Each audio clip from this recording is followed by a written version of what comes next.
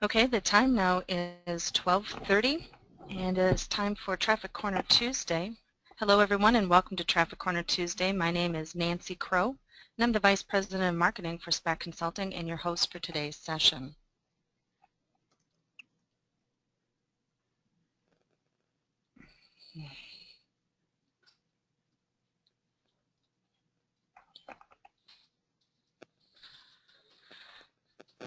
Hello everyone, can you hear me now? This is Nancy Crow and I am the Vice President of Marketing for SPAC Consulting and your host for today's session.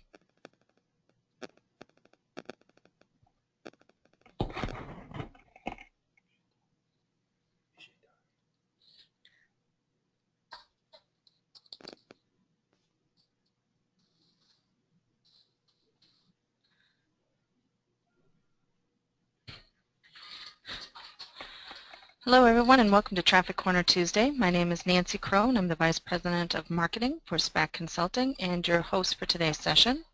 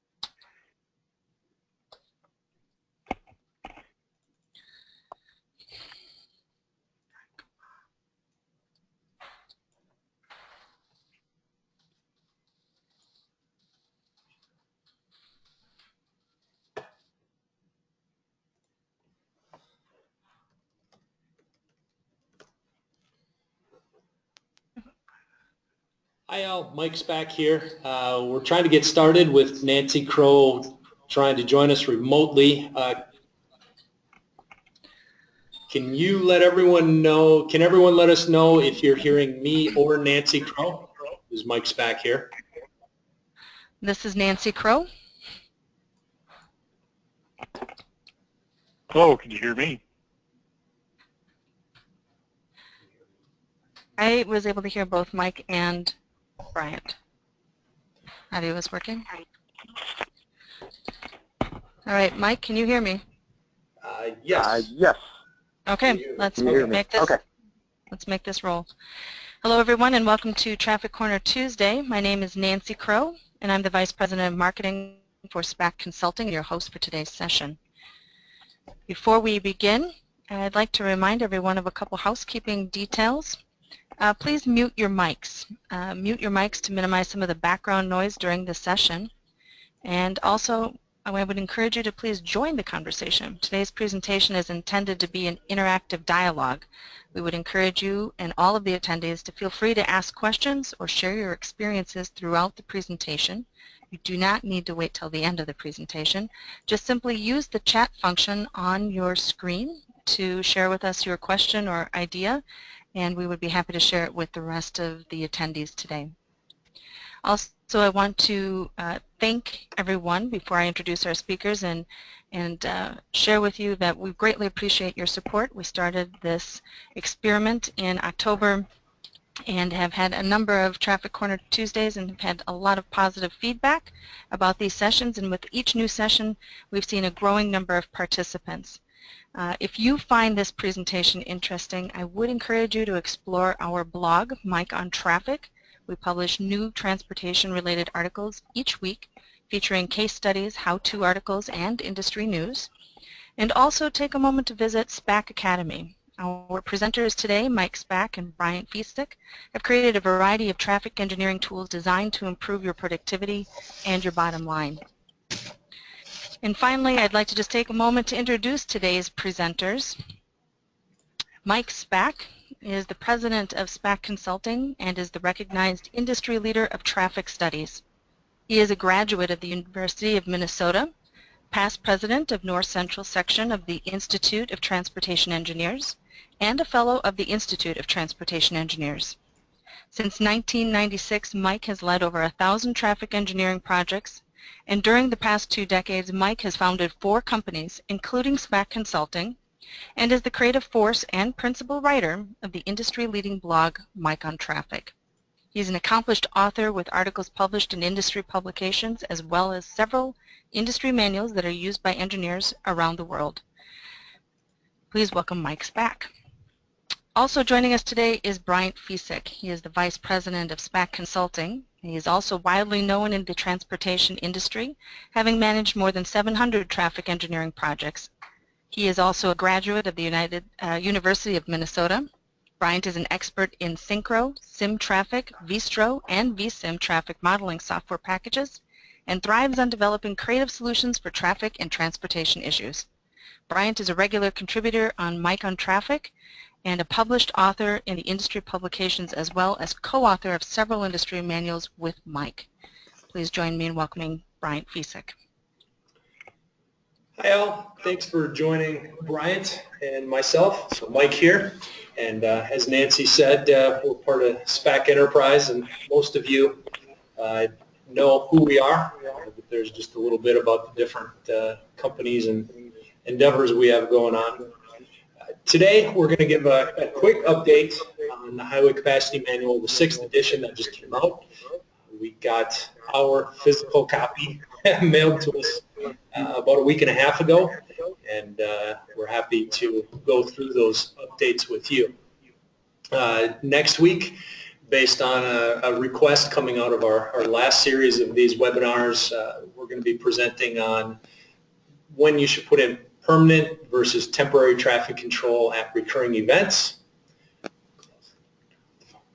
Okay, thanks for that note on the feedback. We'll turn off the phone to make sure that's off.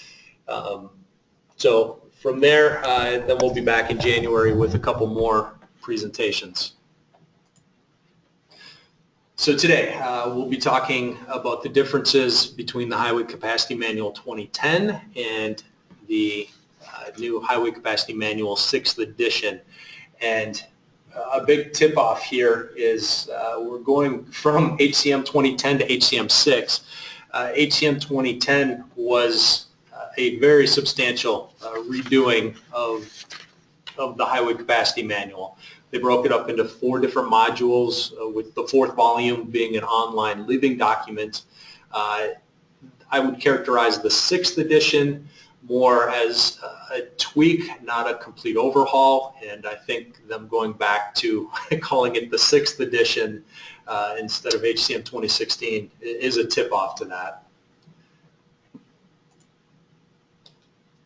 So I'm going to go through 9 changes that I think are significant, that Bryant and I both think are significant updates, and we're actually, for those of you who may be short on time, we're going to start with the most important ones first, and then get to ones that we feel are worth letting you know about, but ones that probably won't come up in your day-to-day work. So the first change, I very much feel is the biggest change, is related to roundabouts. Based on a lot of current research, they have found through different NCHRP reports and publications that roundabouts now have 25 to 30% more capacity than was originally thought when they were doing the HCM 2010. Yeah, and this matches with our experience as we've been doing studies and have been observing traffic and then trying to calibrate our models as we look at this. We've noticed that generally people are just getting better at driving. There's more of them around. People are more familiar with them. You don't see the people stop in the middle and have no idea what to do for 2 or 3 minutes anymore. Everybody is seeming to get more comfortable with it, so that capacity goes up. So it's meeting with at least our observations, and I'm sure many of you working on this too have noticed that as well. So 25% more capacity compared to what? To illustrate that, the sample problem from HCM 2010, if you plugged in the volumes and the lane configurations, the geometry for the roundabouts, you would have ended up with an overall level of service E for that overall intersection in that first example problem. With those same exact inputs, now using the HCM6 with the factors, the adjustments for capacity in the HCM6, you will end up with level of service C. Nothing has changed but the adjustments for the capacity. Yeah, it comes with the headways and follow-up times. They've adjusted that. It's basically people are getting more comfortable traveling closer together. They don't need as big a gap in order to enter the roundabout. They're using the yield more correctly, so we're just fitting a lot more vehicles through the intersection compared to our original formulas.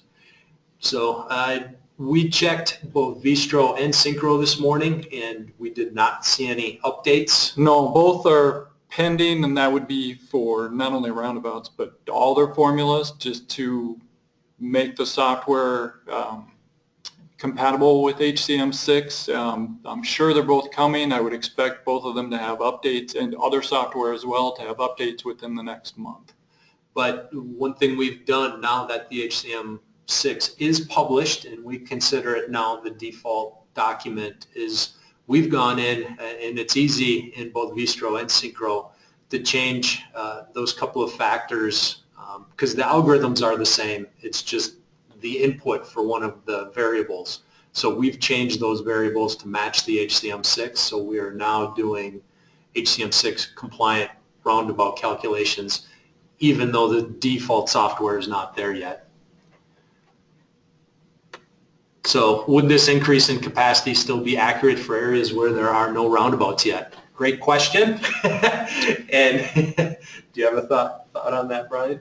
Yeah, I think that's going to it's really going to depend on the engineer. We get back to that engineering judgment.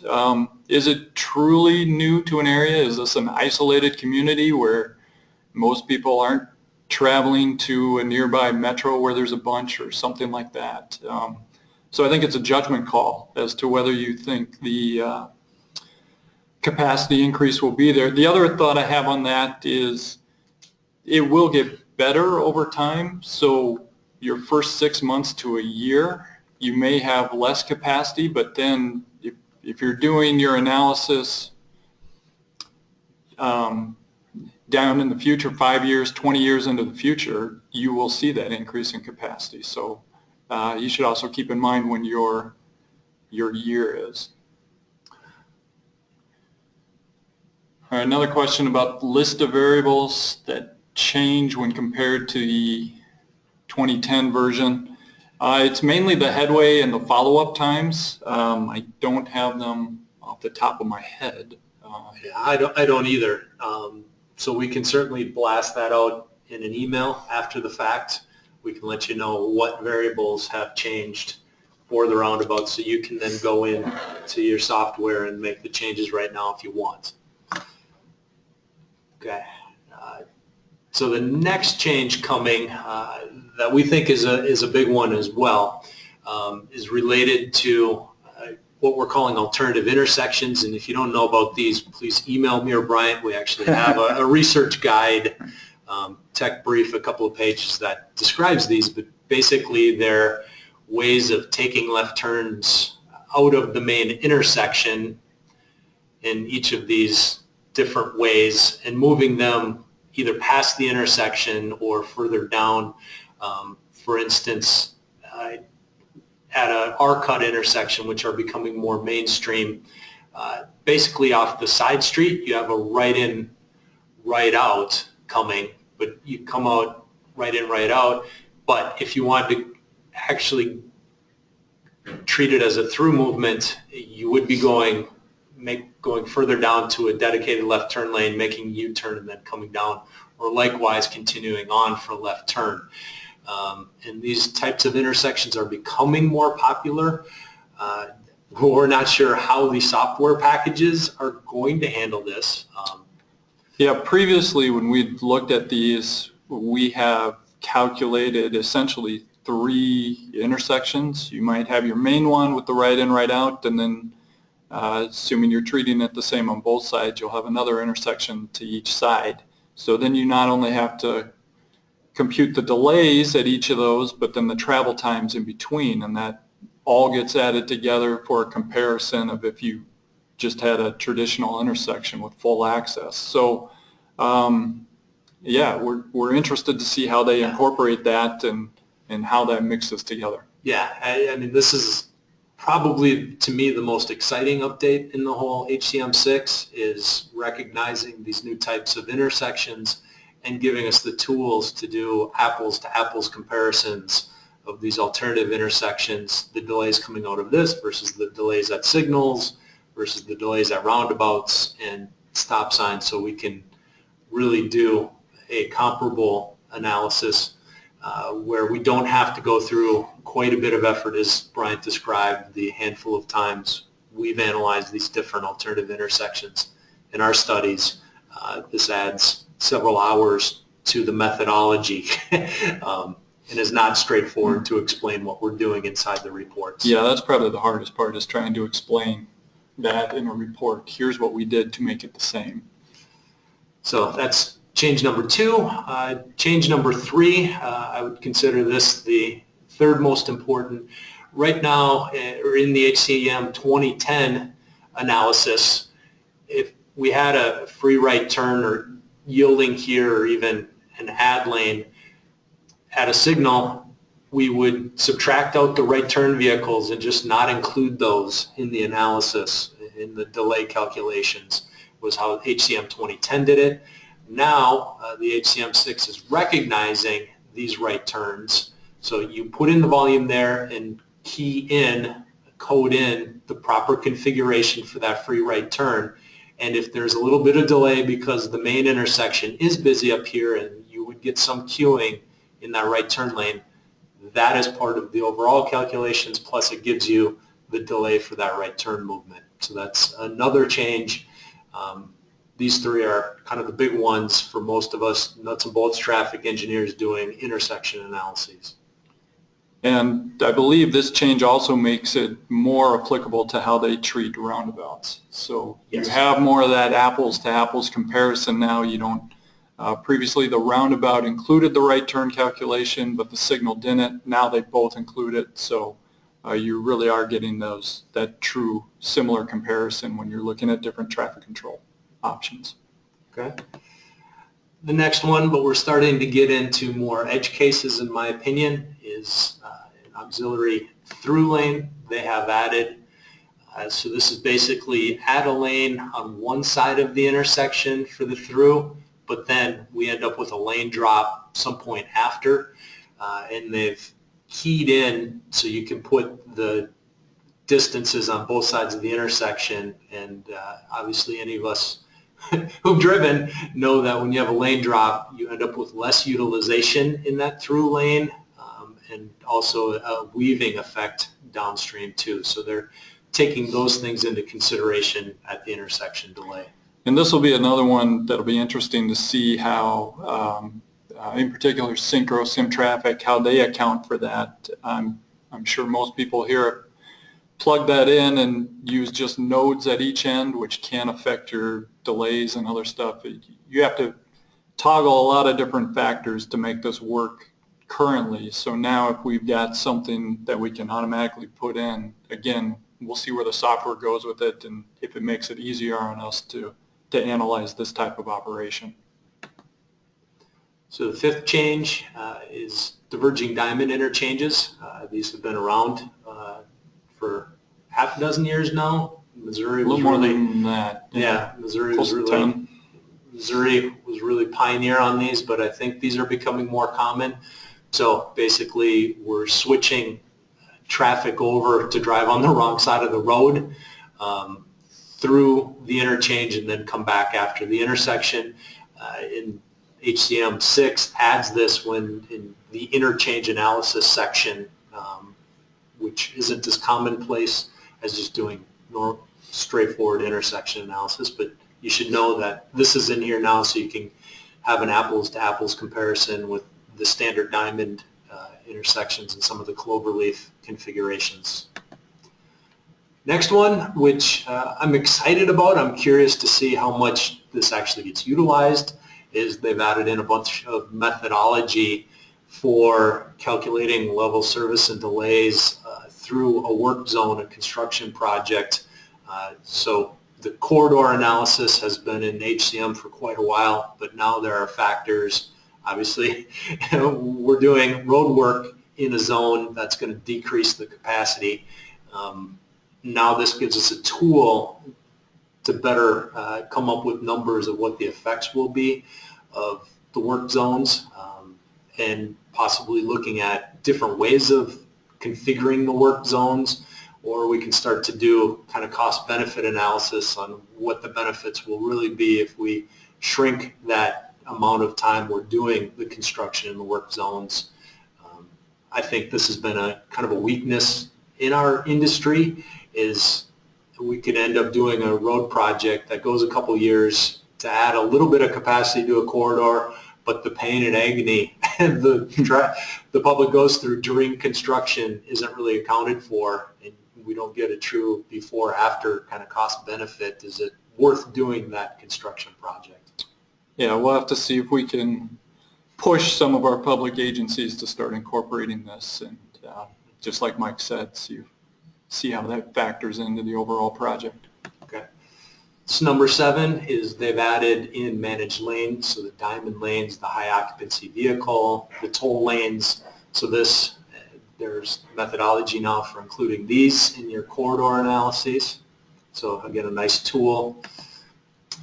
Number 8, there are speed and capacity adjustment factors for both the corridor analyses and as well as the intersection analyses, and they've added in variables to account for weather or incidents. I imagine this will be very valuable in kind of the hurricane zones where you have evacuation plans to try to look at what's happening in heavy rain events coming out of somewhere in Florida or the Gulf Coast.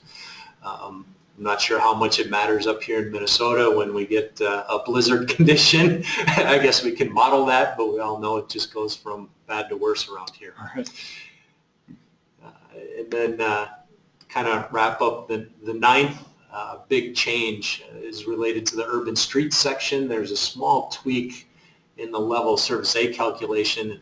This is the only change in the thresholds between level of services. So nothing changed for intersections and the different control types, but here at urban street corridors, they've gone from a threshold of 85% down to 80% for level of service A. So what that means is on a 50-mile-an-hour speed limit road, before level of service A was anything above 42.5 miles per hour. Now it is at 40 miles per hour and above. So this is a pretty minor change, and to me, not really an important one. I certainly don't give much thought to anything operating at level of service A or B. It's when we're getting into the C, D, E ranges that's when our flags go up and we need to start addressing possible mitigation. So with that, those are 9 big changes. Kind of just to recap, we think this is a tweak in the highway capacity manual, a couple of changes, obviously roundabout capacity, adding the alternative intersections, and the right turn lane, like Brian said, makes roundabouts versus signals more apples to apples. But this is definitely not a major overhaul, and not a major overhaul to any of the capacity analyses that we do, but for the roundabout capacity adjustments?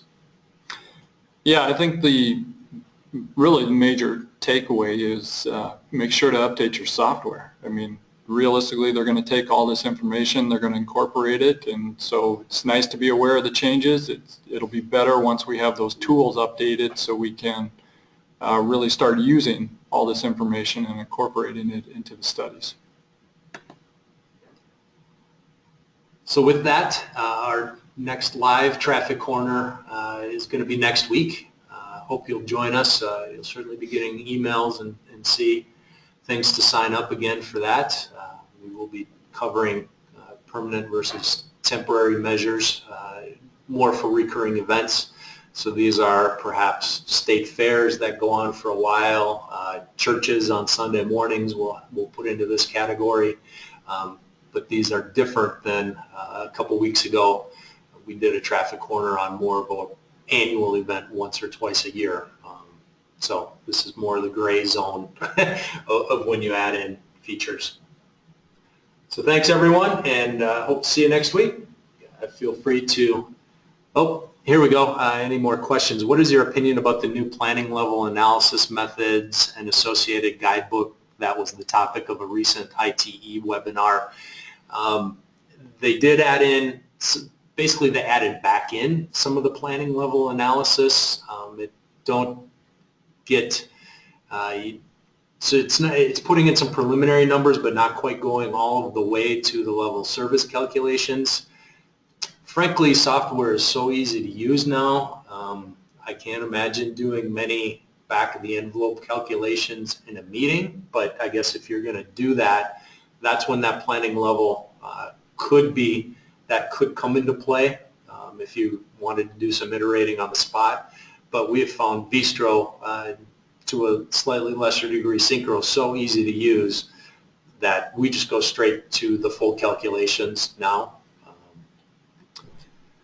Yeah, I think the only time I could see using that is if you really truly have the wide spectrum of stuff to use. I mean, most often you're choosing between a handful, 2 to 3 to 4 options. You know what those options are, and like Mike said, with the software, the way they're making it point and click essentially, it's pretty easy just to analyze each of those options. So I guess if you're truly looking at a dozen different ways to do things, that might be the time you could go to that and try to narrow that down. But otherwise you should be able to use the software for what you need. And Tony asked for copies of the slides. We could certainly turn this into a PDF and include that as a follow-up to everyone. So we'll do that for everyone, Tony, so look for that in the next few days. Robert asked about weather, and doesn't that affect the addition of capacity, ideal conditions? Certainly does. And yes, when we're doing our analysis, we are very much assuming a normalized weekday for the vast majority of our analysis. Good weather, clear sight lines, clear lighting. So this gets into the edge of that, and if you're going to be making those kinds of adjustments, definitely flag that in your report. But I think the weather, those come into play, like I mentioned, kind of for evacuation plans or emergency routes, other things of that nature. I wouldn't see us, in Minnesota, for example, I wouldn't see us designing for snowstorms and specifically widening things or making changes to our intersections because we get a snowstorm 6 to 12 times a year. I mean, it is, I think, really for those emergency situations, not your typical day. Okay. We are approaching 1 o'clock. Any last questions in the chat? Okay, seeing none, thank you everyone, and we'll be back next week and hope to see you there.